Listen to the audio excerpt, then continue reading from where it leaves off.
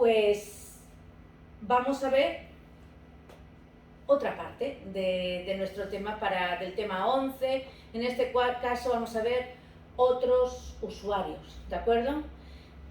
En el tema de otros usuarios vais a aprender las normas de circulación, pues por ejemplo, de los peatones, o las normas de circulación de los animales. También vamos a hablar de los vehículos de grandes dimensiones, qué particularidades tienen, qué ocurre cuando un autobús gira o cuando un tráiler gira. Y también vamos a hablar de los vehículos de 2 y 3 ruedas. De todos esos aspectos son de los que vamos a hablar esta tarde. Pero lo vamos a ver en varios vídeos, ¿eh? Intentaré hacer partes pequeñas para que, digamos, el aprendizaje no sea demasiado complicado. Vamos allá. Lo primero que tenemos que ver, vamos a hablar de los peatones, ¿de acuerdo? Entonces, los peatones, ¿por dónde circularán? Los peatones tendrán que ir siempre por las zonas peatonales, que son las aceras, ¿de acuerdo? Que son los andenes o que son los paseos. Tienen que ir por las zonas peatonales obligatoriamente, no pudiendo andar por las calzadas. Solamente cuando no existan zonas peatonales podrán andar por los arcenes, solo en ese caso. Que por cierto, en carretera irán por el arcén de la izquierda para ver a los coches de frente y evitar ser atropellados. Dentro de poblado, los peatones es indiferente, pueden ir por el arcén de la derecha o el arcén de la izquierda, igual que por las aceras, pero que quede claro que los peatones primero irán por las aceras y únicamente cuando no haya aceras podrán ir por los arcenes, cuando estos sean practicables, es decir, cuando estos se puedan usar. Y únicamente si no hay arcenes, entonces irán por la parte imprescindible de la calzada, es decir, por el filo de la calzada, porque no tienen arcenes, no van a ir volando. En segundo lugar, irán por la calzada o por el arcén, pero siempre por el de la derecha, siempre por el arcén derecho o por la calzada, pudiendo hacerlo, aunque haya acera, los que lleven objetos de grandes dimensiones, los peatones que vayan en grupo, los que van en sillas de ruedas o los que van empujando un vehículo de reducidas dimensiones, como es una bicicleta o un ciclomotor, que los que empujan estos vehículos, bicicletas o ciclomotor, tienen la consideración de peatones. Estos 4 tipos, estos 4 peatones, pueden ir por los arcenes habiendo aceras y además lo harán por el arcén de la derecha, obligatoriamente por el arcén de la derecha. También vamos a ver qué ocurre. ¿Cuándo se tienen que usar el chaleco? Los peatones lo tienen que usar cuando se bajen del coche fuera de poblado. Tienen que llevar un elemento retroreflectante que sea visible desde 150 metros, vamos, un chaleco, por carretera. Cuando van por carretera tienen que llevar chaleco. ¿Por dónde tienen que cruzar los peatones? Pues los peatones cruzarán las calzadas por los pasos de peatones si existen. Si no existen, lo harán pues por las calzadas, está claro. Lo harán pues por la calzada pero en forma perpendicular. Pero si existen pasos de peatones, tienen que cruzar por los mismos. Entonces, dentro de los pasos de peatones tienen preferencia, pero si el paso de peatones está regulado por semáforo, tener en cuenta que los semáforos valen más que las marcas viales. Por lo tanto, obedecerán a las señales de los semáforos si tienen. Y estas señales se comen al paso de peatones, entenderlo. Es decir, que el semáforo, aquí si el peatón está en rojo, el peatón no puede cruzar porque lo dice el semáforo, ¿vale? En el caso de que los semáforos estén apagados o estén rotos o no haya semáforos, entonces el paso de peatones es el lugar por donde tienen que cruzar y será donde los peatones tienen preferencia de paso. Con relación a las plazas, los peatones no pueden cruzar por medio, debiendo rodearlas, ¿de acuerdo? Porque es peligroso para ellos. Hemos visto las normas de circulación que existen para los peatones. Y ahora vamos a ver normas de circulación para los animales. ¿De acuerdo? Que también existen. Los animales circularán, sí existen, por las vías pecuarias. Las vías pecuarias son caminos para animales, también se les puede llamar cañadas, caminos para los animales. Irán por las cañadas. Si no existe vía pecuaria, entonces irán por el arcén de la derecha. Y si no hay arcén, el arcén no es practicable, no se puede utilizar, entonces usarán la parte imprescindible de la calzada. Esas son las normas de circulación para los animales. Los animales tienen terminantemente prohibido circular por autopistas y autovías. Tienen terminantemente prohibida la entrada, ¿de acuerdo? Y los animales, cuando vayan circulando por las vías públicas, tienen que ir a cargo de una persona mayor de 18 años capaz de dominarlos. Es decir, cuando van por las calles, por las carreteras, por las vías públicas, serán conducidos por un mayor de edad. ¿Vale? Si van por el monte pueden llevarlos una persona menor de edad, pero si van por las carreteras no. Tendrá que llevarlos una persona mayor de edad. Los animales tendrán que circular siempre por la derecha. El pastor tendrá que hacer, el pastor, que en este caso será el conductor. Conductor, la definición de conductor es persona que maneja el mecanismo de dirección de un vehículo o a cuyo cargo están un animal o animales. Para la ley de seguridad vial, el pastor, es el conductor y es el responsable de todo lo que ocurra por la circulación de los animales. Es decir, que si se produce un accidente, la responsabilidad, si él es el culpable del accidente, la responsabilidad será de él, no va a ser de las ovejas. Y él será el que tendrá que responder por los daños que ha causado en ese accidente de circulación. Vale, pues por eso tienen que llevarlo mayores de edad, ¿no? Pues para que sean responsables. Los conductores de animales, es decir, los pastores tendrán que hacer que estos vayan por la derecha. Partimos del principio de que irán por las cañadas y si no hay cañadas,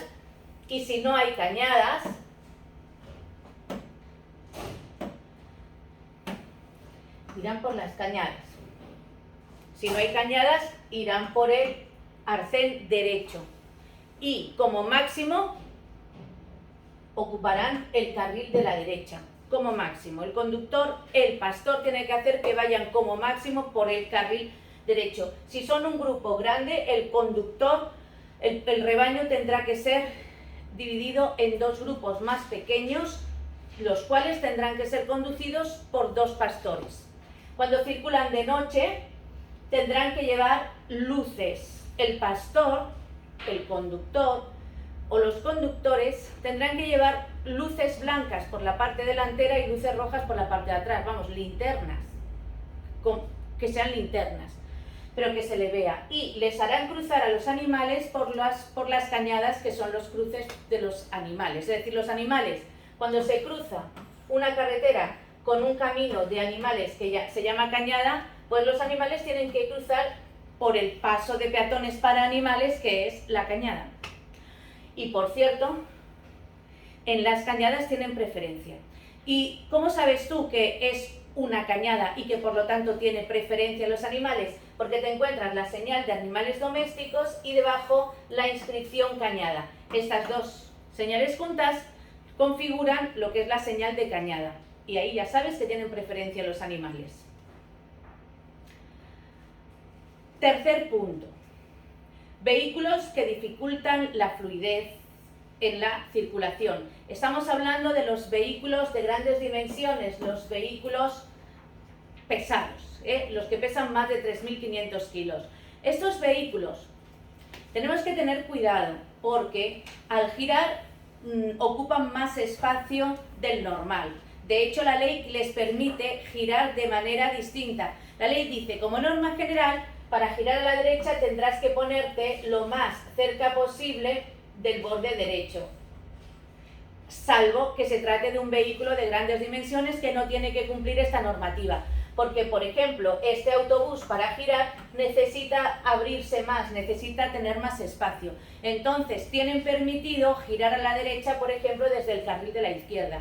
Y eres tú el que tienes que saberlo. Y tienes que saber que cuando un autobús o un tráiler tiene el intermitente derecho, sí va a girar a la derecha, y aunque esté en el carril de la izquierda, sí que va a girar a la derecha. Por lo tanto, no te metas en su trayectoria, no intentes adelantarlo por la derecha, porque a la hora de girar te puede dejar atrapado aquí en el ángulo muerto. Eso se llama, es un espacio en el que el conductor del autobús no ve qué es lo que hay. Lo tienen todos los vehículos, pero en este caso estamos hablando del autobús, ¿vale? También con relación a estos vehículos, al cruzarnos con ellos, tenemos que tener cuidado cuando viene viento de la izquierda, porque al cruzarnos nos tapa el viento, ¿de acuerdo? Y el coche perdemos la trayectoria, podemos perder la trayectoria del vehículo. También tenemos que prever, ¿vale? Moderar la velocidad cuando nos crucemos, ¿de acuerdo? Porque el aire, al cruzarnos, el aire que ellos mueven nos desestabiliza. También tenemos que tener cuidado que al adelantarlos o cruzarnos tenemos que sujetar el volante porque también nos desestabiliza.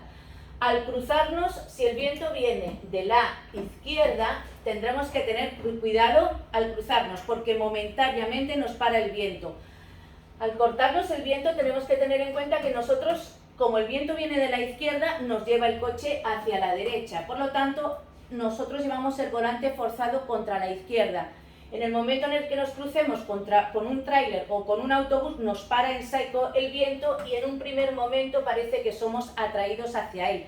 Nos vamos hacia la izquierda, porque es donde tenemos girado el volante. Es decir, que si el viento viene de la izquierda, cuidado al cruzarnos con ellos. Si el viento viene de la derecha, lo que tenemos que tener es cuidado al adelantarlos. Porque en este caso, si el viento viene de la derecha, aquí no tengo el dibujo, pero si el viento viniera, aquí estuviera el autobús, el viento viene de la derecha, nosotros llevamos el volante girado contra el viento. Como se nos va a la izquierda, lo llevamos hacia la derecha. Al ponernos a su izquierda para adelantarlos, tenemos las ruedas giradas y en un primer momento parece que somos succionados por ellos, ¿vale? Y luego también, pues sí que estaba el dibujito, tenemos que tener cuidado que nos desestabilizan, tanto al cruzarnos como al adelantarnos. Cuando está lloviendo, pondremos la marcha del limpia parabrisas en la posición más rápida para evitar que justo cuando nos crucemos con ellos nos echen una masa de agua que puede estar sucia y momentáneamente nos quedamos sin visibilidad. Por lo tanto, pondremos el limpia parabrisas en la marcha más rápida. Tienes que tener en cuenta que normalmente la marcha del limpia parabrisas será la más lenta para evitar que nos distraiga, ¿de acuerdo? Pero al cruzarnos o adelantar a vehículos de grandes dimensiones, pondremos la marcha en la más rápida. Vamos a hablar en un cuarto punto de los vehículos de 2 y de 3 ruedas, ¿de acuerdo? Las particularidades a la hora de conducirlos. Con relación a los vehículos de 2 ruedas, estos vehículos son menos visibles y menos estables, lo que tenemos que tener en cuenta. Primero, si vamos en un vehículo de 2 ruedas, pues al hacer las maniobras tenemos que tener en cuenta que los demás conductores de los coches quizás no nos han visto, ¿de acuerdo? Y nosotros cuando llegamos a una intersección tenemos que fijarnos bien si viene no solamente un autobús o un camión, también si vienen vehículos de 2 ruedas. Luego, si llegamos por ejemplo en una glorieta, vemos que viene una motocicleta o en una intersección, a ver, si crees que la vas a poner en peligro, pues no te metas, porque son vehículos menos estables y sus conductores, las personas y los ocupantes de estos vehículos son mucho más frágiles, ¿de acuerdo? O sea que tenemos que tener más cuidado con ellos. Con relación a las bicicletas y a los ciclomotores, tendrán que ir lo más pegado posible al borde de la calzada, no pegado al borde de la carretera, que es por donde van los coches. Las bicicletas tendrán que usar un casco. En vías urbanas, los menores de 16 años y en interurbanas tienen que usar casco todos. Cuando sea obligatorio el uso del alumbrado tienen que llevar chaleco, ¿de acuerdo? Igual que los peatones cuando van de noche por carretera, tienen que llevar un chaleco. Los vehículos de 2 y de 3 ruedas, las motos, las bicis, los ciclomotores y los motocarros. Estos vehículos hoy día podrían llevar un pequeño remolque, pero el remolque, cuando lo lleven, el remolque tienen que reducir un 10% su velocidad. Es decir, si una bici, la velocidad de las motocicletas y de los ciclomotores es 45, pues si llevaran remolque le quitan 4,5 a la velocidad. La velocidad de una moto, pues en autopista 120, en carretera 90, en poblado 50, 30 o 20, dependiendo de cómo sea la calle. Pues de cuántos carriles tenga la calle, pues reduciendo un 10% su velocidad. Y está prohibido que usen remolque, tanto las bicis como los ciclomotores, como las motocicletas, cuando sea obligatorio el uso del alumbrado. ¿Vale? Está prohibido que lo usen. Vamos a hablar de particularidades de conducción a la hora de llevar una moto, porque ten en cuenta que tú, dentro de 3 años, aunque ahora mismo estés aquí para sacarte el carnet de coche, dentro de 3 años podrás llevar motos de 125, es decir, de las que se llevan con el permiso de la clase A1. O sea que estudiaremos algo de su normativa, sobre todo las técnicas de conducción de las mismas. Con relación a la adherencia, estos vehículos tienen que prestar más atención a la calzada. No es lo mismo una calzada mojada para un coche que para una moto, y tienen que conducir a baja velocidad cuando haya dificultad de adherencia. Asimismo, también tienen que tener mucho cuidado cuando haya gravilla, cuando haya arena o cuando haya manchas de aceite, puesto que pueden caerse, y a la hora de pasar por un paso de peatones tienen que pasar por la zona que no está pintada con la pintura blanca, ¿de acuerdo? Pasarán en la zona que es de asfalto. En las zonas de baja adherencia, como por ejemplo pasar un charco, tendrán que llevar la moto lo más vertical posible para evitar que se caigan, ¿de acuerdo? En curvas, para vencer los efectos de la fuerza centrífuga, pues estos vehículos se tienen que inclinar tanto más la moto cuanto más cerrada sea la curva. Cuanto más cerrada sea la curva, es decir, cuanto tienen que tener en cuenta les afecta la fuerza centrífuga, pues a mayor velocidad, mayor fuerza centrífuga. Pero el problema es que ellos son vehículos más inestables que si vamos en un vehículo de 4 ruedas. Una menor altura del centro de la gravedad también hace que les afecte más la fuerza centrífuga. Un menor radio de la curva, es decir, cuanto más cerrada sea la curva, más hace que se les afecte la fuerza centrífuga. Y una anchura, si los neumáticos que llevan estas motos son muy anchos, también hace que les afecte más la fuerza centrífuga. ¿Cómo tienen que trazar las curvas? Depende de cómo se ponga el conductor. Depende de si se inclina más o menos. Hay técnicas en las que el conductor se inclina más y en otras en las que se queda más vertical. Luego, a la hora de tomar de que una curva sea a la izquierda, lo que sí que tienen que tener los conductores es en cuenta de que al tumbarse tampoco tienen por qué invadir el sentido contrario. Es decir, si por aquí viene una moto y su conductor se tumba mucho, se puede meter en sentido contrario, que es por donde vienen los coches. Puede meter la cabeza en el sentido contrario y puede chocar contra un coche que venga de frente. Una de las técnicas que hay para dominar la moto se llama la técnica del contramanillar, que es la siguiente, vamos a decir. La técnica de contramanillar está relacionada con el efecto giroscópico, empleada para tomar las curvas, reduciendo el esfuerzo del conductor, pero requiere cierta práctica. Consiste en girar con suavidad el manillar al lado contrario al que se quiere inclinar la motocicleta. La motocicleta se inclina en la misma proporción que se va girando el manillar y vuelve a la vertical al ponerlo recto. En este caso, tiene que inclinarse menos el conductor. El conductor se inclina, entonces, por ejemplo, si la moto va, la curva es hacia la derecha, el conductor lo que hace es inclinar ligeramente el manillar hacia la izquierda. Y así permitirá que tenga la moto un mayor agarre. Esa es la técnica del contramanillar. ¿Lo habéis entendido? ¿Vale? Es decir, inclinar la moto, inclinar la moto y luego girar un poquito el manillar al lado contrario para estabilizarla más. Esa sería la técnica. Hablemos de la frenada. En una motocicleta se puede frenar de forma independiente la rueda trasera y la rueda delantera, debiendo combinar la presión sobre los mandos de freno según la situación. En un coche tú pisas el freno y con el freno de pie se frenan las 4 ruedas. En las motos no.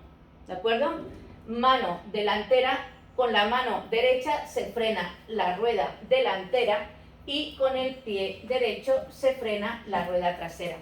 ¿Vale? Entonces, ¿cómo se tiene que frenar en una moto? El freno más eficaz es el delantero. Al frenar, el centro de gravedad de la motocicleta se desplaza hacia adelante y la rueda trasera pierde adherencia y tiende a bloquearse si se intenta frenar también con ella.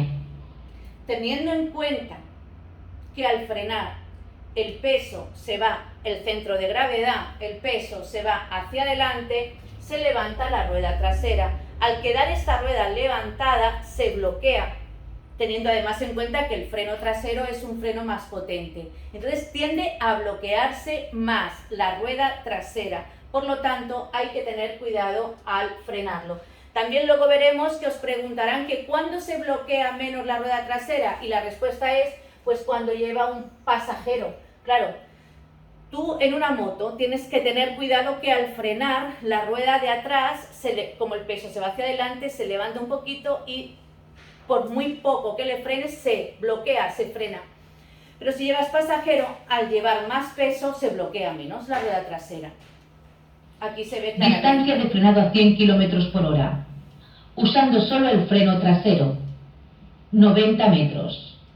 Usando solo el freno delantero, 60 metros. Usando ambos frenos, 42 metros. Aquí vemos la diferencia, ¿eh? Es decir, hay que saber frenar con la moto.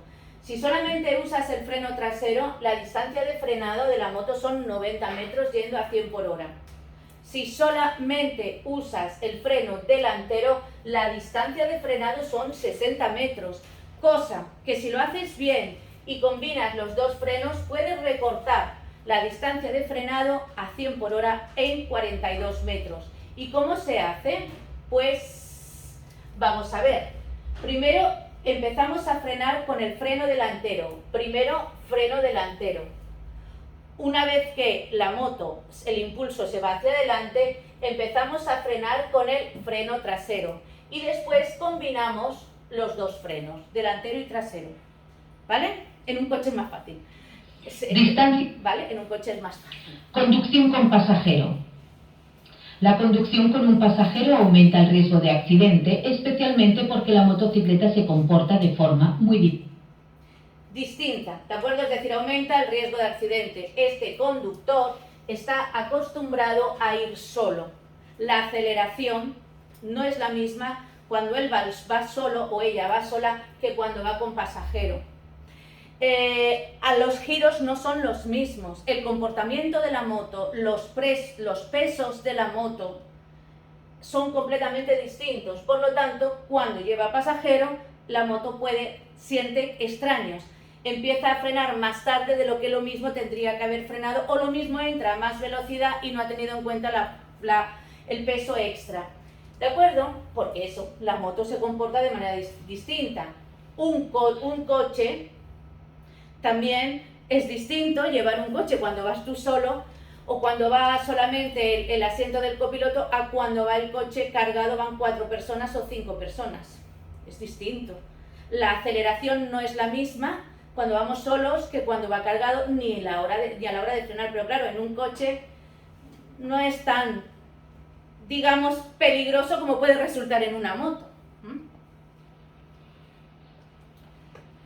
Es importante que el pasajero no realice movimientos bruscos porque puede desestabilizar al conductor. Lleve siempre los pies apoyados en los reposapiés. Se mantenga sujeto al conductor o a algún asidero. ¿Vale? Es decir, sin movimientos bruscos, los pies apoyados en los reposapiés laterales, no puede ir con las piernas abiertas, sujeto al asidero, mejor que al conductor, sujeto al asidero para que el conductor tenga los movimientos libres, ¿vale? Sobre todo no se le va a sujetar a los hombros del conductor. Si puede, mejor al asidero, y si no, pues que se coja por delante o en el, ¿de acuerdo? En donde está el depósito, pero mejor no acogerse al conductor. Luego, el pasajero tiene que llevar la cabeza inclinada, no debe de llevar la cabeza justo por detrás del conductor, porque en caso de accidente le puede dar un golpe y lo puede dejar inconsciente. Es decir, siempre la cabeza inclinada, y así también ve cosas de la carretera que lo mismo el conductor no ha visto y lo puede avisar. ¿Vale? Desde luego que no se podrá colocar persona alguna entre el conductor y el manillar. Y está claro que tendrá que llevar casco, como es lógico. Con el pasajero se debe poner a los neumáticos la presión de carga. En algunas motocicletas se puede modificar la presión en función de la carga que llevemos. En este caso se deben seguir las indicaciones del fabricante.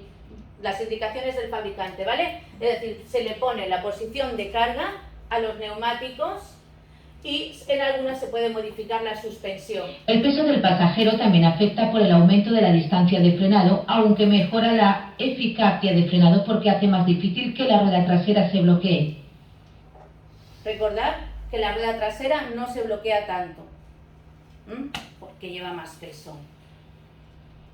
Cuando se viaja en grupo, el comportamiento de cada uno influye en los demás. Además, algunos conductores asumen más riesgos debido a un afán competitivo. El grupo no debe ser muy numeroso y si lo es, se debe dividir en grupos más pequeños para aumentar la distancia. Para evitar quedarse atrás y obligarles a llevar un ritmo forzado, los conductores con menos experiencia o con motos de menor potencia deben ir colocados en los grupos de cabeza. Primer punto, los conductores menos expertos irán siempre delante para no forzar la marcha, porque si van los más expertos, fuerzan la marcha y obligan a los menos expertos a correr más y a asumir más riesgos. ¿De acuerdo? Vale. Accidentes. En caso de accidente o caída de la motocicleta, soltar la motocicleta inmediatamente para evitar ser aplastado o golpeado por ella. En el suelo hay que dejarse deslizar sin rodar. No intentar levantarse hasta estar totalmente detenido. Vale, estos son 4 puntos. Además del casco, al conducir una motocicleta es conveniente llevar un equipamiento adecuado que nos proteja en caso de caída. Vale, tenemos soltar la moto para no ser arrastrados, ni aplastados, ni golpeados por ella. Deslizarse, no intentar levantarnos si nos caemos de la moto. Si vamos a 120 por hora y nos caemos de la moto, la velocidad de nuestro cuerpo es la de 120 kilómetros por hora la que traía la moto. Por lo tanto, si a 120 intentas levantarte, lo más seguro es que te volverás a caer y te volverás a aplastar y te volverás a romper otro hueso. Es decir, no te levantes. Déjate deslizar hasta que la moto se quede completamente detenida, ¿de acuerdo? Y con relación al casco, bueno, pues llevarlo completamente, correctamente. Existen en el mercado prendas de tejidos que van desde el cuero a nuevos materiales sintéticos muy resistentes a la abrasión y los golpes. Además, deben protegernos de las inclemencias atmosféricas, ser aerodinámicas y con elementos reflectantes. Es importante. Estas recomendaciones son también útiles para los guantes que se deben llevar incluso en verano. Estaba diciendo que es importante, cuando se viaja en motocicleta, la indumentaria es muy importante, más importante que en un coche. Hay que llevar ropa específica para moto, porque si te caes, tu cuerpo va a ser lanzado a la misma velocidad que venía el coche. Y no es plan de ir con pantalones cortos, ni con bambas, ni con chanclas, ni con camiseta. Si vas a ir en una moto, pues tienes que llevar ropa de moto. Y si no, ropa, pues por lo menos la cazadora de moto, que lleva las sombreras que te protegen, las coderas, ¿de acuerdo? Debes de ir bien y calzado tiene que ser cerrado, tienen que ser botas de caña alta, bueno, que tengan por lo menos que te cubra el tobillo, es decir, no basta ir de cualquier manera, porque cuando te caes, tu cuerpo es lo que te protege. Y yo te digo que a 100 por hora un cuerpo, la piel deslizándose sobre el asfalto, pues caricia precisamente no debe de hacerte, ¿de acuerdo? Es que es muy importante, te protege a ti y te protege también de las inclemencias atmosféricas. Y con eso ya hemos acabado todo lo que es la parte de las motocicletas. Vamos a ver otro vídeo en el que hablaremos de la conducción preventiva. Nos vemos en el siguiente vídeo.